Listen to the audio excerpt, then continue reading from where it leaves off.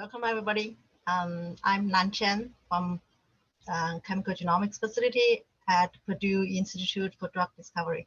And it's a pleasure today to co-host this seminar to introduce you to the functional drug screening system at our facility. The Chemical Genomics is a core facility that provides high throughput and high content screening services. In addition to a large collection of over 500,000 small molecule libraries, we also have a variety of automated equipment for liquid handling and assay detection. Those include multi-level plate readers and high content screening platforms and the functional drug screening system we're going to talk about today. Also available at our facility and different technologies and instrumentation to study biomolecular binding. And those include the ITC, the microscale thermophoresis, the BLI, the biolayer interferometry, and the DSF for thermal shift assays. Last year at the same technology seminar series, we introduced our microscale thermophoresis. And this time we will introduce the functional drug screening system, the FDSS microcell from Hamamatsu. The FDSS microcell is a lab screening system that houses a sensitive camera and a 96 or 384 channel dispensing head, which allows simultaneous detection of the fluorescence or luminescence signals came from the whole plate of a 96 or 384 well plate. At the same time, while a reagent is being added to the plate.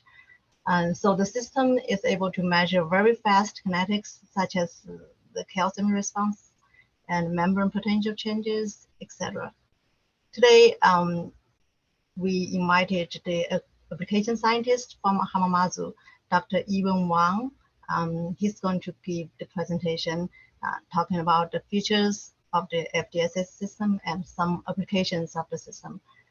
Dr. Ewan Wang got his PhD from Albert Einstein College of Medicine and had his postdoc training in Cornell Medical College. He had worked at Sanofi Aventis and Gyro and Corning Life Sciences before he joined Hamamatsu in year 2010. At Hamamatsu, he has been providing technical and scientific support on the FDSS systems for more than 10 years. And so he has extensive experience in the assay development and applications on the system. Now, I will turn the microphone to Dr. Wang. Welcome.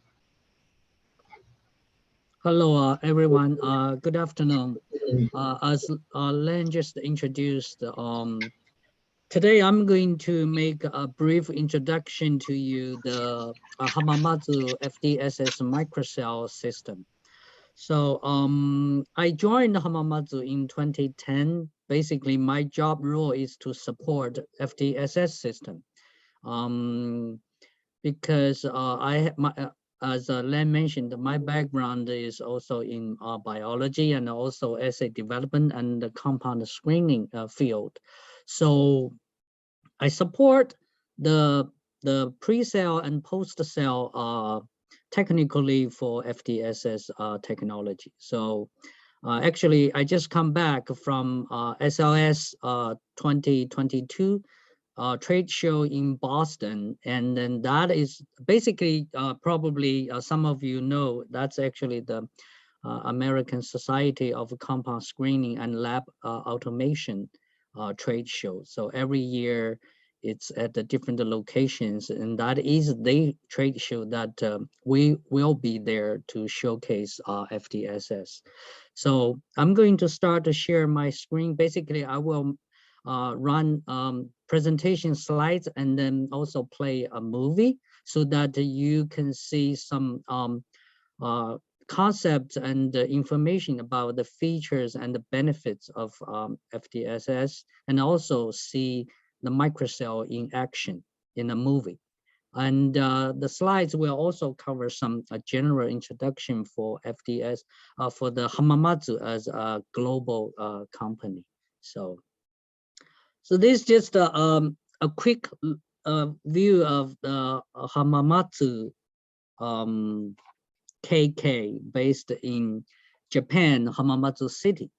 So probably some of you already know Hamamatsu is good at making a photon sensors or detectors. So in many laboratories, scientists or researchers use Hamamatsu cameras and also PMTs.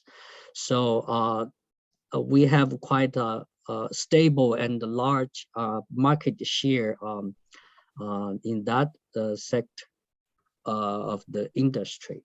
So when I joined Hamamatsu more than 10 years ago, I think the employee number is like 3,000 or something. So now it's already 5,000, but still it's relatively small company.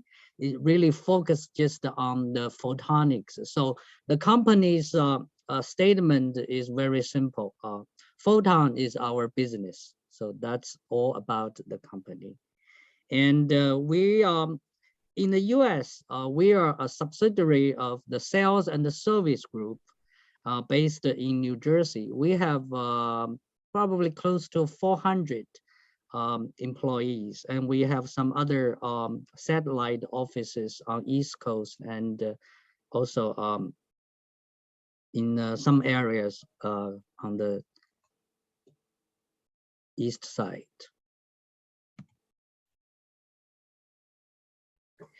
And this is just to show Hamamatsu makes all sorts of different optical components and lasers, modules, optical sensors, and all different kind of PMTs. So this time at the show, actually one visitors asked me about the micro PMTs that Hamamatsu is making. So if you are interested, you can visit Hamamatsu company website to find all the different products and the specs.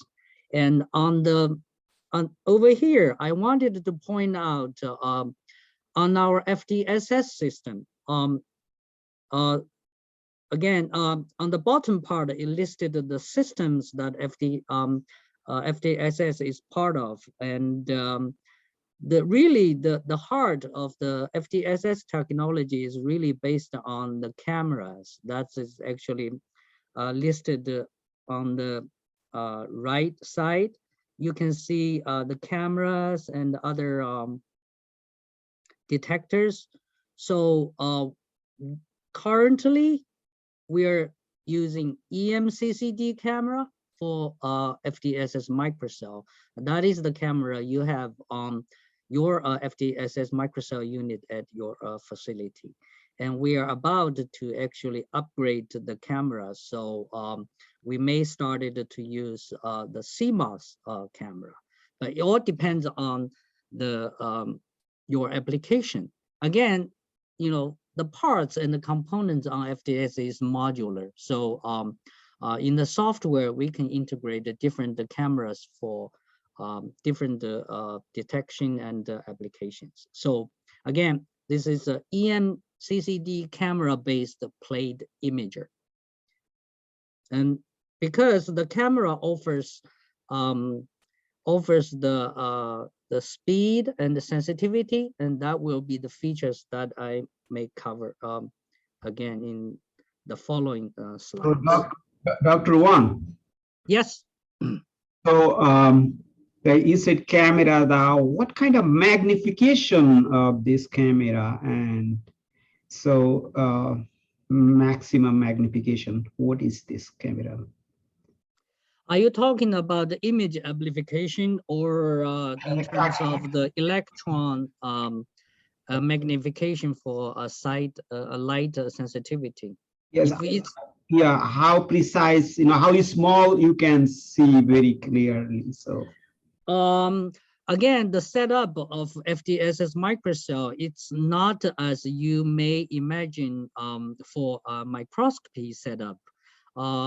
You will see later in the slides, actually the camera is in the lower chamber of the FDSS microcell whole unit, and then you have your assay plates and light source on the upper chamber. So there is actually quite a big difference between the camera lens and your samples. So it's not like with the microscopy, you have the lens at different objects and right close to your covers, the slides or the cover slips. So that's actually in totally different dimension. But we set the lens of the camera, the aperture to the maximum, and then when we install the instruments, we adjusted the focus. So again, the camera is to take a snapshot of the whole plates, being 96 or 384.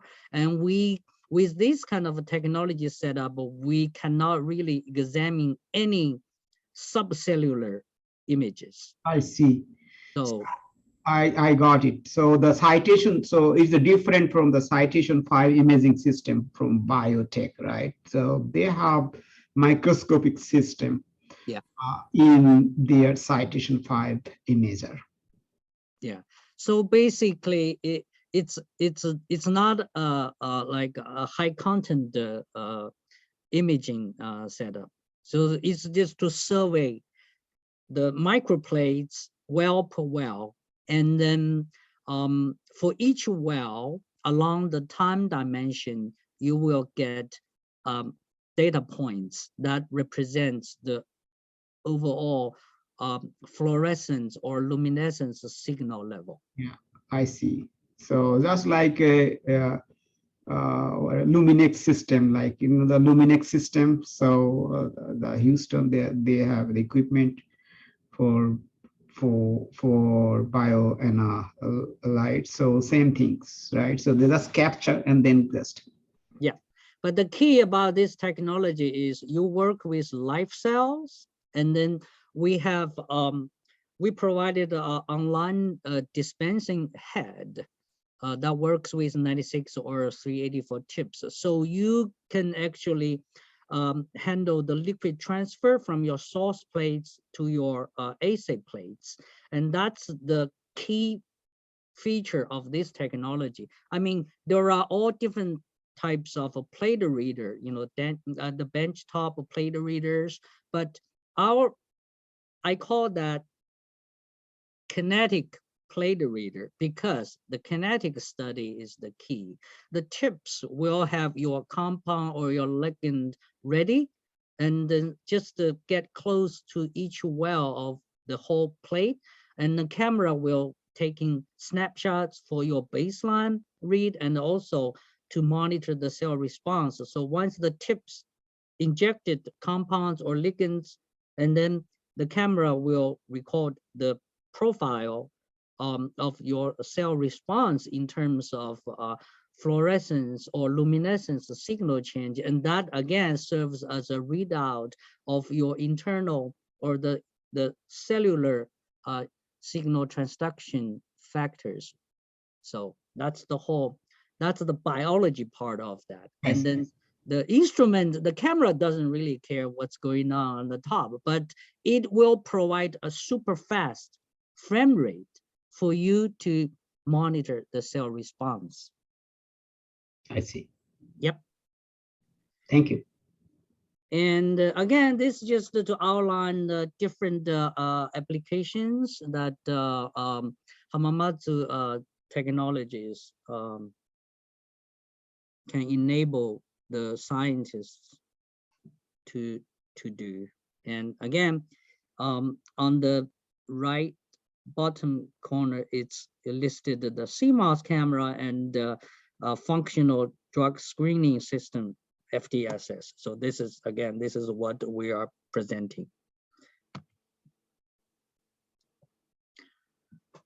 So now we move on to the FDSS system itself. So this is because I support the cells. So this is like a 30-second statement about the FDSS system that I come up with. And then basically, FDSS is a camera-based, fast speed microplate imager with online dispenser for kinetic studies with cell-based and enzymatic assays, measuring fluorescence and luminescence signal intensities.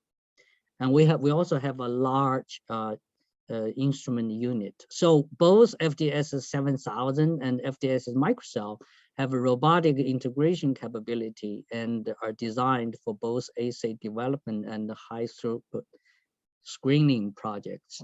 So on the unit you have at your facility,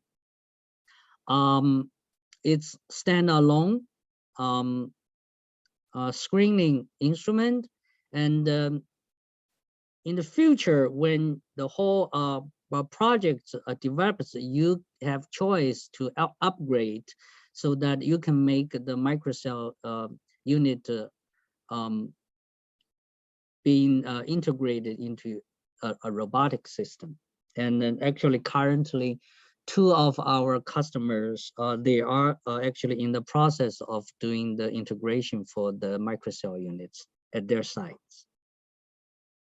And also, I want to just click on this hyperlink. I think because I use the laser pointer, so I cannot click. So basically, drug discovery solution by Hamamatsu Photonics is actually, this is a web link, so that you can visit Hamamatsu website to find all the details information about FDSS, and also 2 of other systems that are designed for drug discovery field. Again, just to highlight the core of the FDSS technology.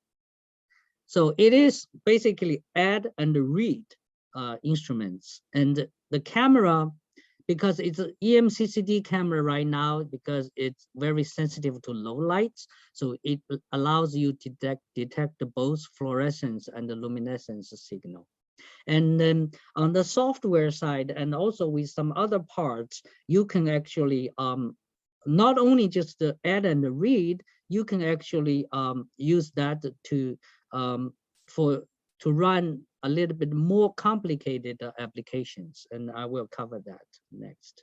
So again, the setup is you have tip head on the top, and then you'll have your assay plates sitting there with the light source on 2 sides, front and back, and then you have optical parts on top of the camera lens and the camera itself. Now, of course, the system itself needs to be light sealed because you are working with the low light environment. And when we set up the instrument, we want to make sure it is the light seal.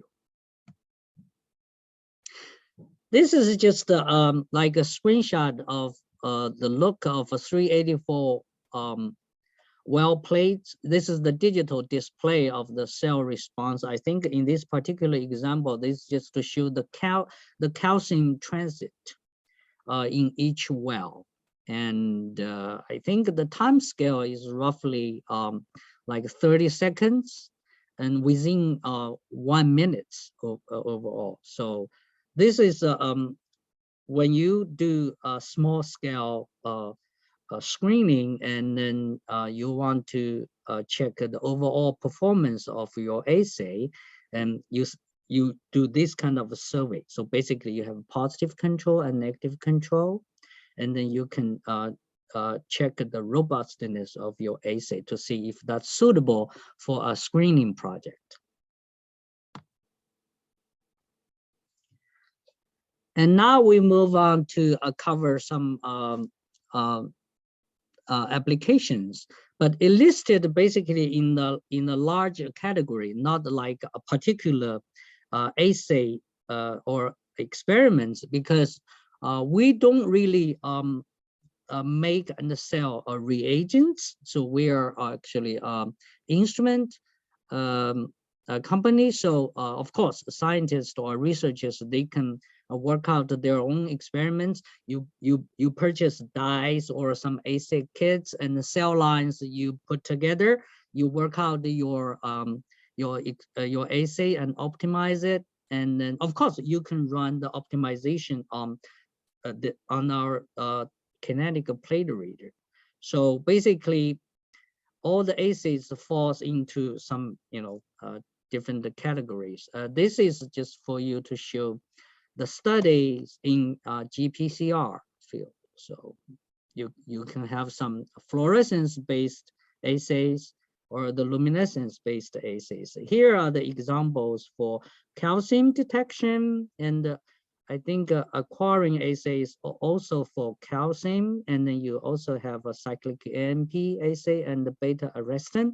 So again, basically a whole bunch of the different reagent companies, they have dyes or reagent kits available.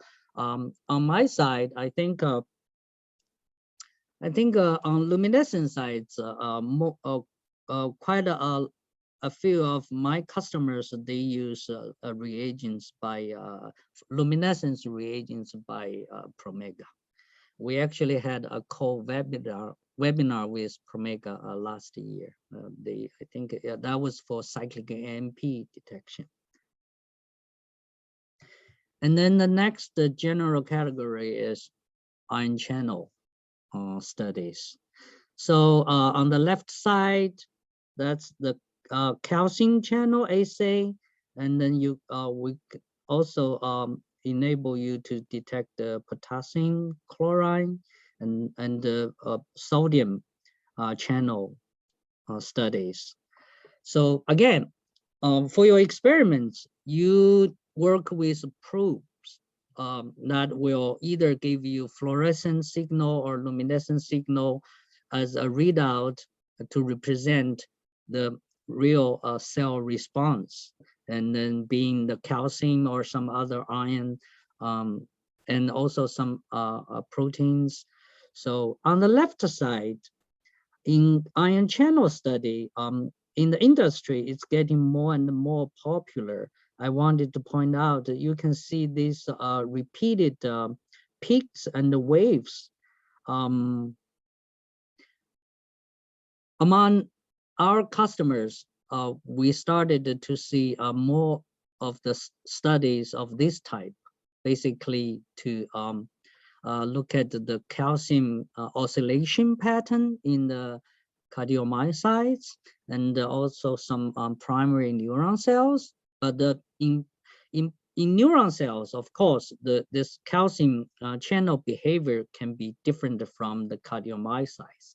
So I think they all, with both cardiomyocytes and primary neuron cells, the applications are involved in the drug safety studies. And then both in the academia labs and also in pharma companies, we actually have more and more applications on that part, because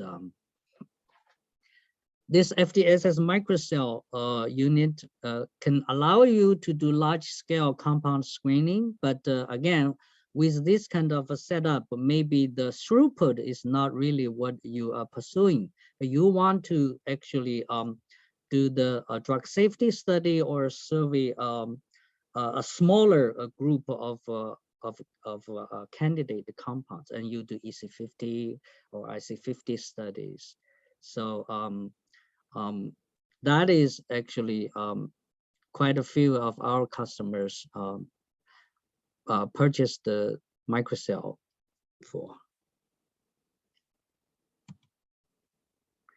And again, luminescence. So basically, this is just the probe. And say for luciferase or cyclic AMP, and then so this is like a repeat of the other slides. I think from years ago, the BRAD and the FRED assay are already become quite popular. And again, FDSS microcell system because of the EMCCD camera. And also we added another option. I think you have that on your unit. You are able to run FRET and BRET. So basically, it is working with fluorescence. You use one light source for your dye excitation, and then you can use 2 emission filters for the fluorescent signal detection in 2 channels, because that's what the FRET experiment is designed for. There is energy transfer in this assay setup. So basically, protein A, protein B, when they get close, and then there will be some energy transfer for the fluorescence, and then you can detect the donor and the receiver, and then you can work with the ratio between the 2 channels. So what's the sorry, Dr. Wang, I interrupt. So what's the difference between this assay and the alpha assay? Actually, alpha assay, I just get, you asked a good question. Actually, are you talking about the alpha ELISA? Yes, alpha ELISA or alpha. Yeah, actually, because just for the FRET itself, normally we know you use 1 excitation wavelength to excite the dye, and then the donor fluorescence will emit at a lower wavelength, and by energy transfer, the receiver dye will also get emitted at a higher wavelength. That's almost the setup for FRET. And on our system, again, we place the 2 emission filters for lower wavelengths and for higher wavelengths. Alpha assay, the basic principle is about the same, but when I look closer at the assay setup, the wavelength order is opposite. The donor actually emits at close to 680 nanometer wavelengths, and then the receiver dye or the probe emits at 618 nanometer wavelengths. So that's opposite. On our microcell, I think it's doable because we just need to choose a specific filter to control the specificity of the wavelengths, and also we need to think about what the LED light source for the excitation. And I will actually show at the one of the later slides. We have different LED light sources available. Again, on the microcell units, the light source for dye excitation is LED based, not the lamp based with broad spectrum. So but the basic principle is the same. It's the proximity study. And then BRED basically is bioluminescence based energy transfer. And of course, you don't need the light source for excitation, but just between the 2 parts. And then you still need to, I help set up the BRED assay on the FDSS microcell system several times for my customer already. So again, you use the different emission filter to control the specificity of the luminescence light wavelengths. And then basically there is this energy transfer involved. So. Okay, thank you. And more recently, this IPS-based the cardiomyocyte studies again has become more and more popular among our customers, as mentioned earlier. So you will see this is actually the calcium oscillation pattern in the cardiomyocytes. You can see actually the pattern is very regular.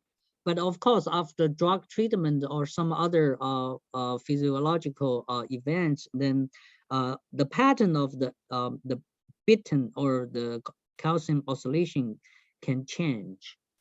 And I think a study with neuron cells can be more complicated, but still it's a very good platform for you to work with cardiomyocytes or neurons for drug safety study. And now come back to the instrumentation part. Probably you realized working with primary cells or the cardiomyocytes or primary neuron cells, you care about the temperature control and the CO2.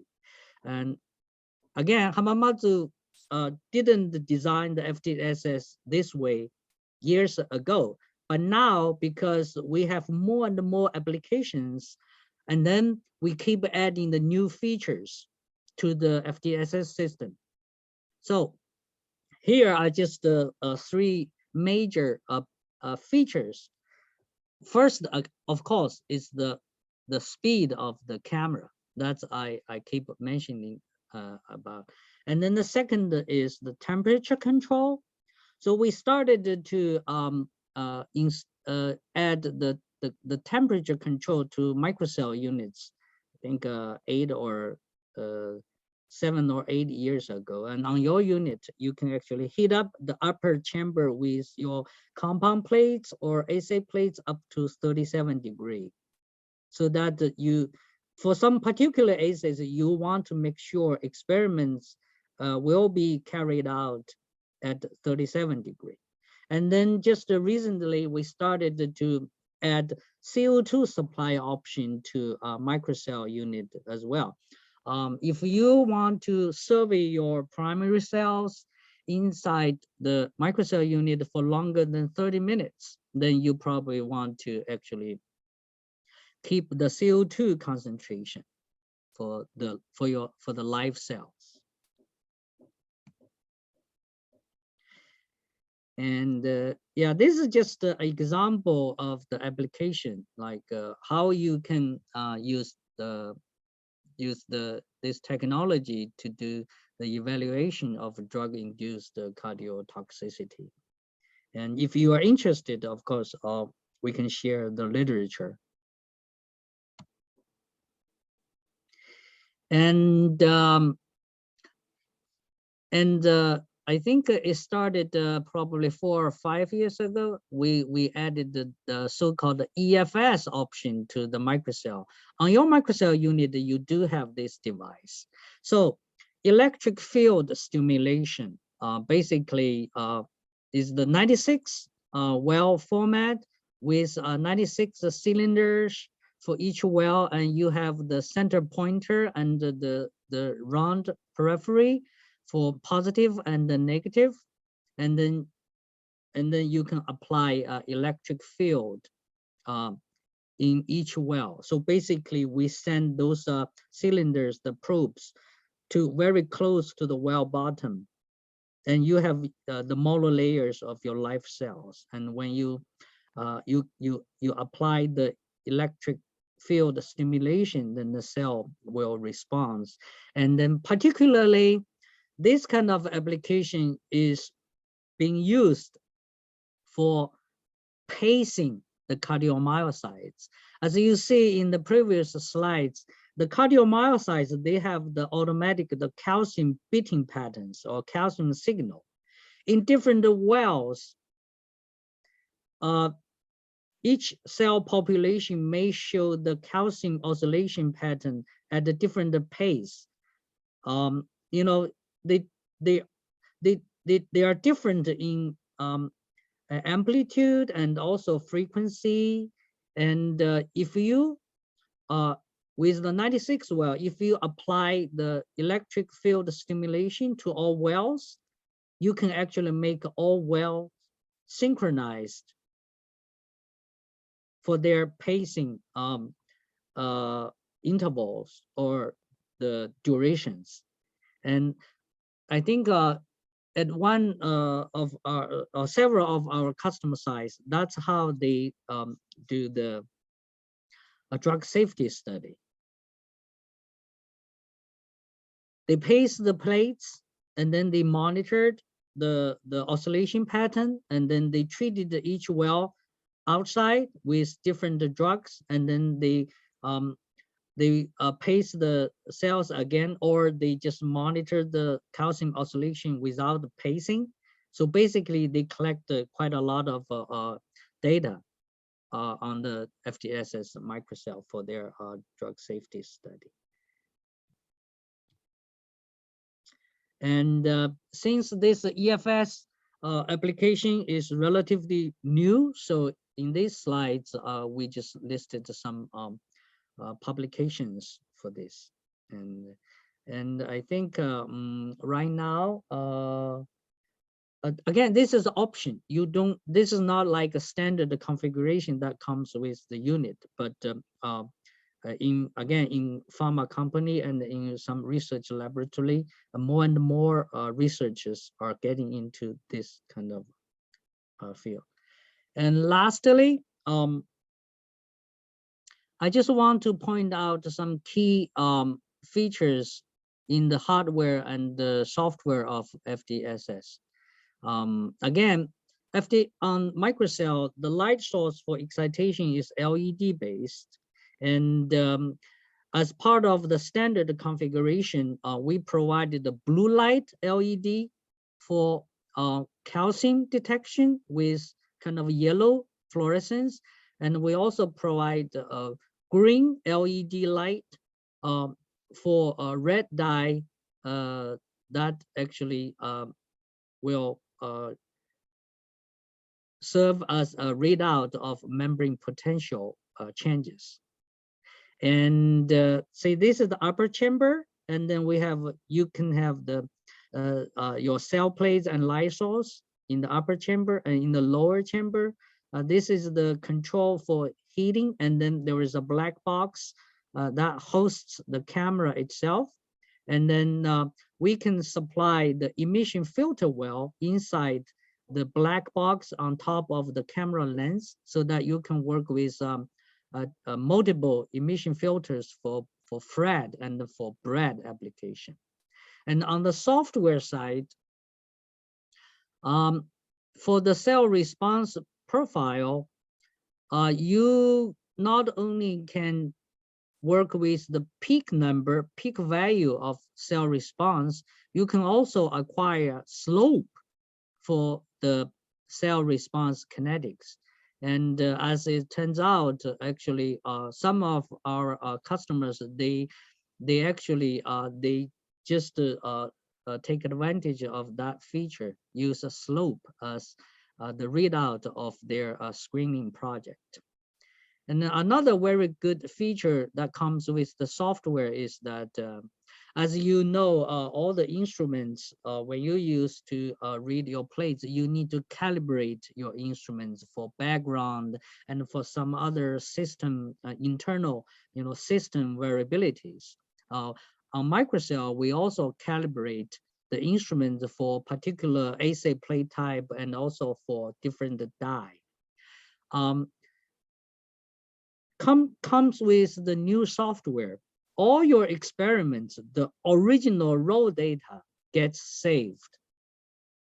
And when you run your experiments, if you happen to choose the wrong calibration files to apply to your to the processing of your experiments results, then you can undo the correction and redo the correction with the right type of the calibration files. That actually turns out is a very useful feature, because again, among my customers, I have helped them rescue their experiment results several times. If you have a whole series of experiments already done on your instrument and you realize that you made a mistake with the calibration file, with some other technology, your experiments may just get ruined. But microcell in the software, you can undo the correction part and then redo with the right type of calibration file. And next two are also can be very useful. All your experiments, since the very original raw data gets saved, all the time frames, the image of the time frame also gets saved. So you can export your experiments as a movie. So basically you can play back all your experiments like a movie. That will actually help you troubleshoot or optimize your experiments if you are in the process of, developing or optimizing your experiments. Of course, if sometimes something went wrong and you play back, you probably can know better what might be wrong. And lastly, I just talked to one visitor at the show. Software will also let you to export all your experiment analog images in the 8-bit TIFF file format. So if you are working with some kind of assay plates that is not following the standard FDSS dimension, and you probably can still, because the camera doesn't really know what it's looking at.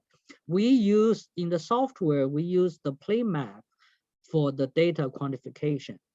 And if you are not using a standard microplates, and then our software cannot really create a proper plate map for quantification for each specific area, you can still export the TIFF file, and you can do some densitometry studies yourself.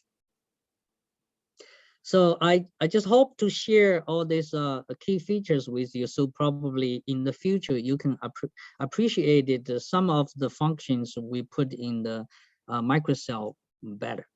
And lastly, before I forget, we're also looking for some collaboration. So to find some killer applications that can benefit both your research and also our technology. So I have been looking for the killer applications for the collaboration opportunities. So that's basically the information that I want to share. Now let's watch a movie. So you will see the FDSS microcell in action, and then I can lower the volume, and then I can probably speak as the movie is plays.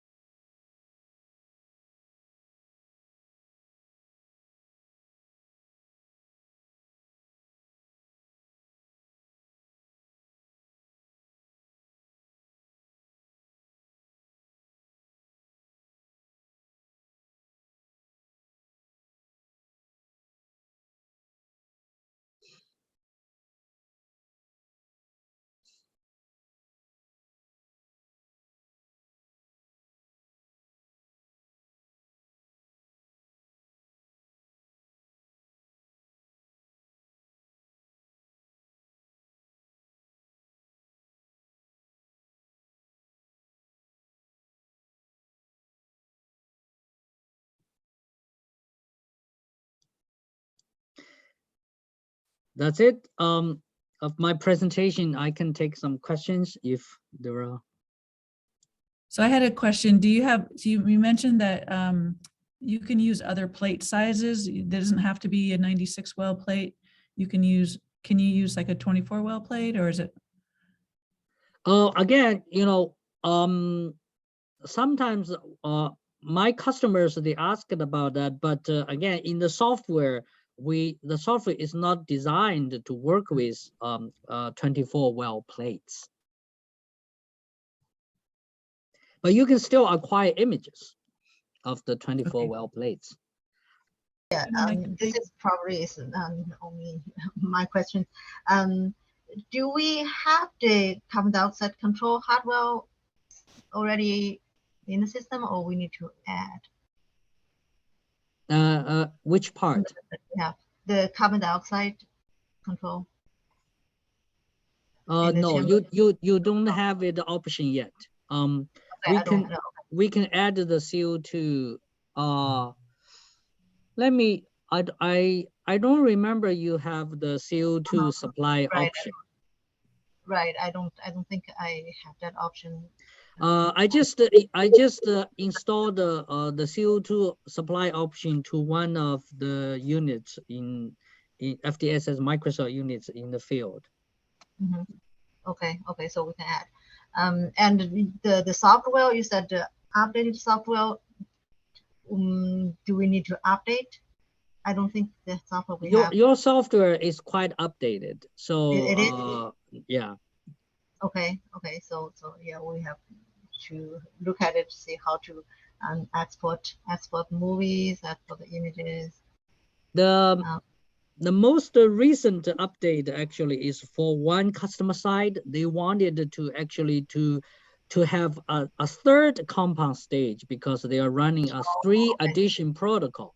So we actually modified the firmware of the instruments and also updated the software. So we converted the tip wipe stage into a third compound stage. Okay. Yeah, right. That could be something that could be something useful for you in the future. Okay, that's right. Yeah, because I remember we can do tip washing, but I don't remember we do wiping. So okay. That's both hardware and software update. Yeah. Okay. But the current software we have, and we do have the ability to export movies. Yeah. Mm-hmm. Okay. And reprocess data. Yeah. Mm-hmm. Okay. Yeah. Good. Is the analysis software available for users outside of the core? Yeah, that's a good question. We actually, yes. We also supply the offline software. So for you to do the data analysis on a different computer. So that's why we call the offline software, because the software cannot really drive the instrument, but you can actually just copy your data set acquired on the active software, and then you do all the different kinds of processing and analysis in the offline software on a different computer. That need to be purchased separately. Yeah, I think so. Yeah. Okay. Yeah, I didn't mention that one customer side, they are still using the older version of the software, which doesn't supply the slope analysis for readout.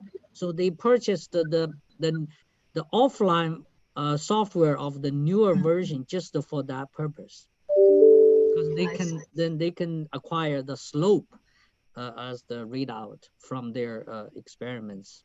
Raw data. Okay, I see. Well, if there are no further questions, I'd like to thank you both, Lan for hosting and Yuan for doing the presentation. And have a great day, everyone. Yep, thank you. I also look forward any collaboration opportunities.